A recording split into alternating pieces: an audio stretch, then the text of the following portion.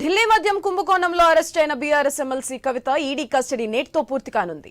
నేడు rows avenue కోర్టులో ED అధికారులు ఆమెను ప్రవేశపెట్టనున్నారు. తన అరెస్టును అక్రమం అంటూ ఆమె కోర్టులో దాఖలు చేసిన పిటిషన్ కూడా నేడు విచారణకు రానుంది. మరోవైపు కవితను మరో 4 రోజుల పాటు కస్టడీ పొడిగించాలని ఈడీ కోరే అవకాశం ఉందని ప్రచారం జరుగుతుంది. ఢిల్లీ మద్యం కుంభకోణంలో ఈ నెల 15న అరెస్ట్ అయిన కవితను ఈడీ అధికారులు 16న రౌస్ అవెన్యూ కోర్టులో హాజరుపరిచారు. కవితకు 14 రోజుల రిమాండ్ విధించిన కోర్టు వారం రోజుల పాటు ఈడీ కస్టడీకి పంపింది.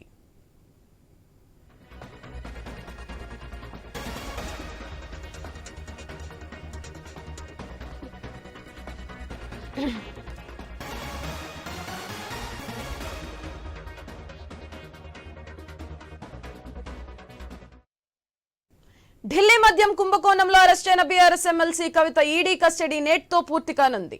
నేడు రౌస్ అవెన్యూ కోర్టులో ఈడీ అధికారులు ఆమెను ప్రవేశపెట్టనున్నారు. తన అరెస్ట్ ను అక్రమం అంటూ ఆమె కోర్టులో దాఖలు చేసిన పిటిషన్ కూడా నేడు విచారణకి రానుంది. మరోవైపు కవితను మరో 4 రోజుల పాటు కస్టడీ పొడిగించాలని ఈడీ కోరే అవకాశం ఉందని ప్రచారం జరుగుతుంది.